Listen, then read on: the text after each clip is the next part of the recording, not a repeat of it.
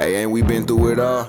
Then we sleep on them floors. Everybody we thought we needed, we don't need them no more. Run it up, don't check the score. No, I'm balling. Top of the morning to you, or evening. I told you guys I would have a video in the morning. You should be seeing this Tuesday morning, so you can count this as Market Monday or Market Tuesday or Talk to Him Truth Tuesday, whatever you want to call it. The reason why I decided to do it, because obviously I had my No Money Spent episode yesterday. Hopefully you like that. That was one of our best episodes yet.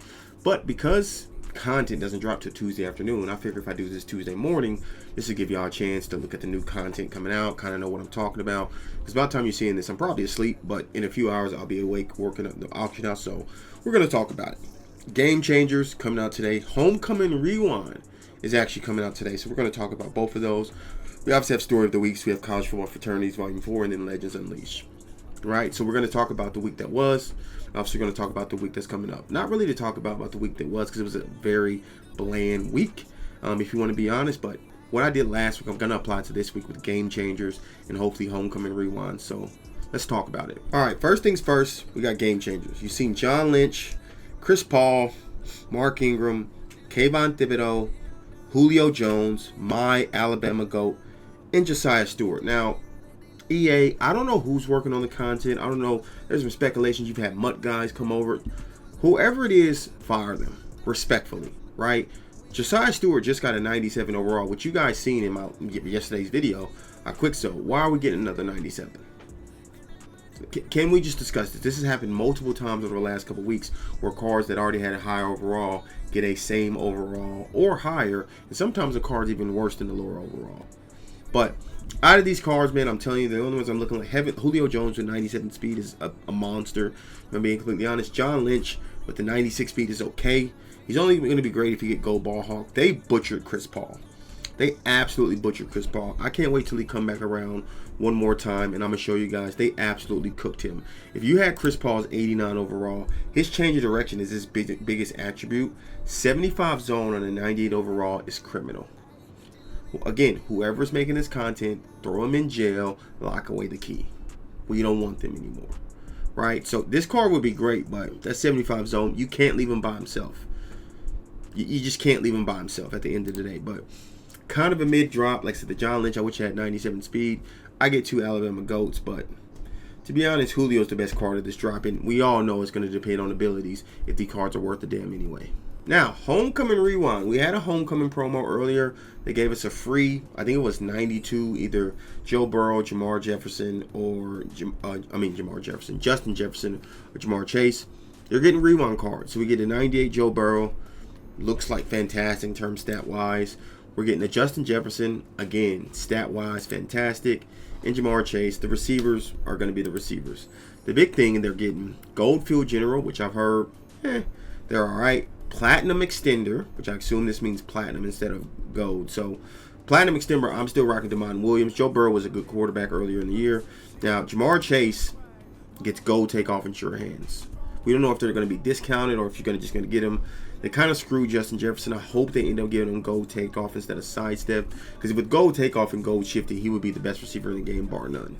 So, these cards going to be out today. I don't really know. These are all LTDs, I believe, so I'm guessing they're going to have a Homecoming reroll or whatnot, but be on the lookout for these because they're going to be out there. Alrighty, boys, let's talk Game Changers, right? Let's have a conversation around Game Changers and what I'm going to be looking to do tomorrow. Now, a big thing that I look at for Game Changers, right, when I go into it is look at 95 overalls. Why I look at 94 overalls, I showed it last week, and I'll talk about it in the Game Changer video you guys will see later. Generally, with 95 overalls, you can generally buy them and then lazy sell them for 40K, right? But there are some 94 overalls that are more expensive. The Mensahs of the world, right? The Marshawn Lattimores, the Mike Allstotts. Obviously, the Jalen Waddle's more expensive. One I really did good with last week was 2. Patrick Jenkins and then Max Clare. So when the new Game Changers come out today, when you're watching this, look for some budget beasts, right? I was able to get Max Clare's a couple times for around 30K and flip him from 70K within a minute. Same thing with the Jenkins because he's a super fast defensive tackle. You can see there's not even any Max Clare's up at this moment. But multiple times, even tomorrow, right? Even though we got a run of tight ends last week, All those tight ends are 2, 3, 400K. Not everyone have those coins. Some people may pull them B and D like me. Some people may not. They're still going to look for this Max Claire. If you get him at 30K, you can probably chuck him up for 40 to 45K. Do a quick flip. If you remember me talking about my sniping and investing video, long-term investments, short-term investments. That's a short-term investment or a flip right away. You snipe him for 30K, put him up for 40. He sells. You make your quick 6K. I was doing that just religiously last week. I probably made a good 200 to 300K just doing that. And I would do it, list them up for an hour, go away and do something. They would sell. Imagine, 20 sales, 6K, that's 120K. Makes sense, right? Same thing with Jenkins. I don't know if Jenkins is going to be up at this moment. He may or may not be, but you can see. And this is probably because there's no supply, but I can promise you there's going to be budget beats tomorrow you need to look at, right?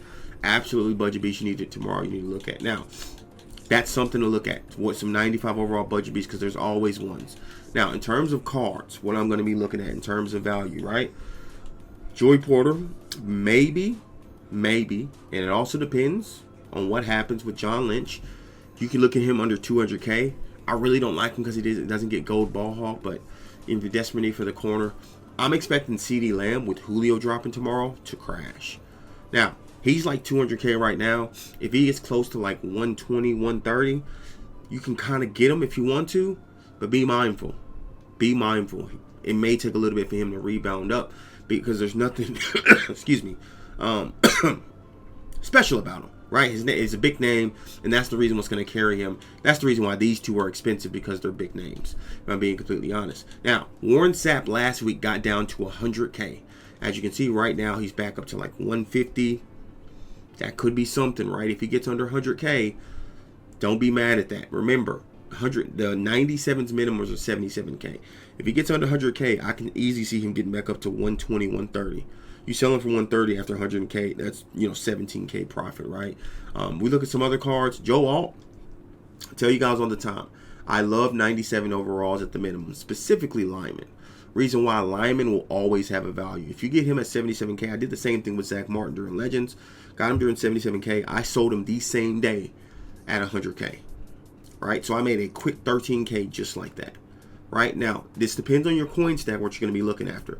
If you have, millions, and I always say, like I have 1.2 up there, I probably won't have 1.2 up there tomorrow, right? Just because I'm going to be looking to flip specific things. Walter Nolan, again, he's a defensive tackle. Some reason they're always expensive. I do it with Legends, which is our Newton. If you see him around the 120 mark, you can feel free to gap him, maybe relist him for 150, 160 the same day and do a quick flip. Right? Do a quick flip when it comes to that. Now, some of the Willie Lampkins, he's too expensive for a right guard. And also, I think Nick Nash is too expensive. Right? If you see them at a reasonable price, I always say this. If you look at a card and you see that price is too good to be true, it probably is. You probably should grab it. Now, looking at the 96s, right? I love any of the 96s at minimum. Right? If you can get them as close to minimum as possible. Now, Evan Ingram, love under 60K. The same thing with Braxton Miller. They're not top-end cards anymore because they don't have the 96 speed. But you can argue Evan Ingram, even with all the tight ends released last week, is still a top 5 tight end in the game.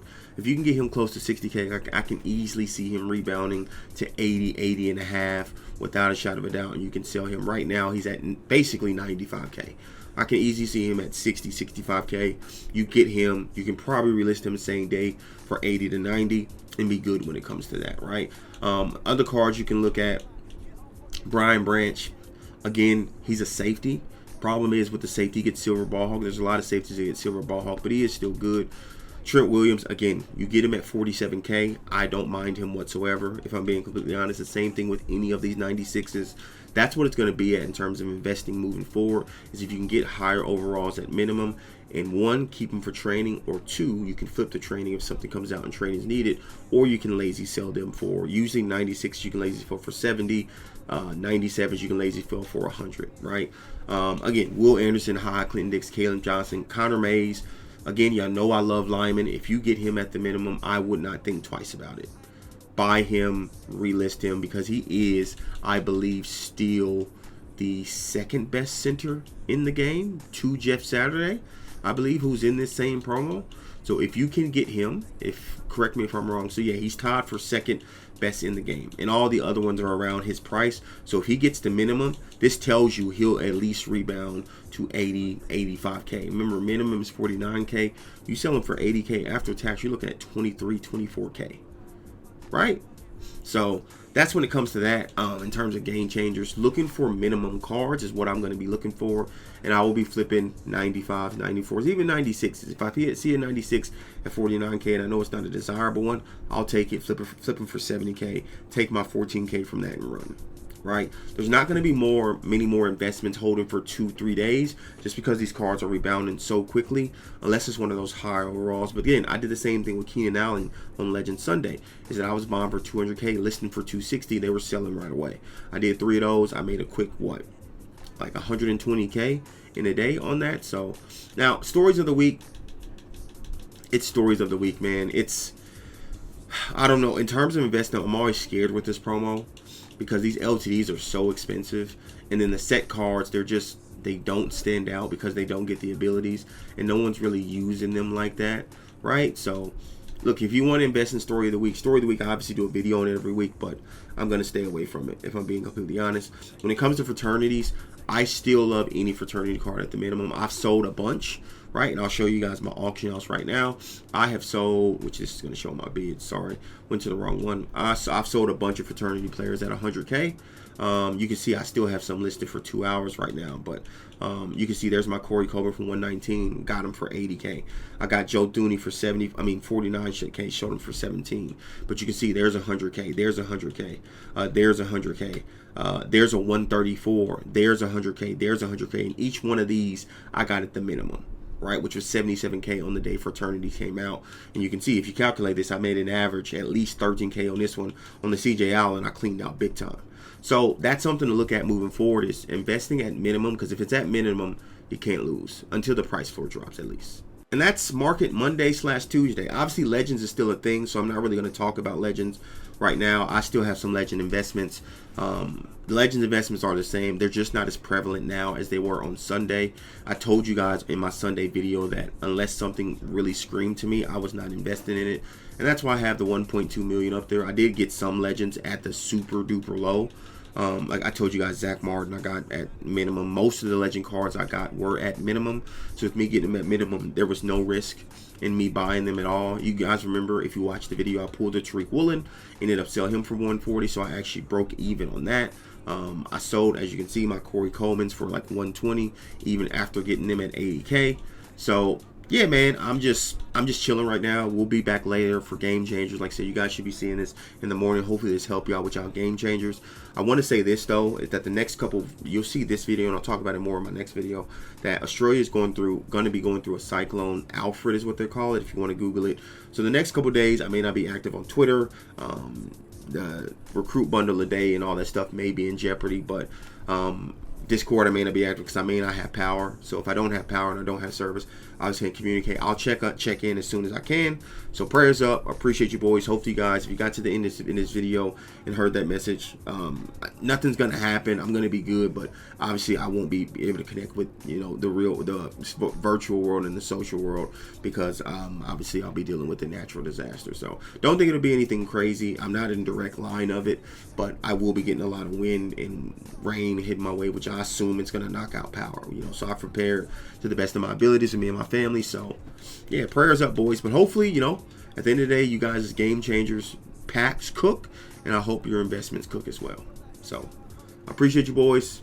I'll see y'all later on technically. I'm out. Deuces.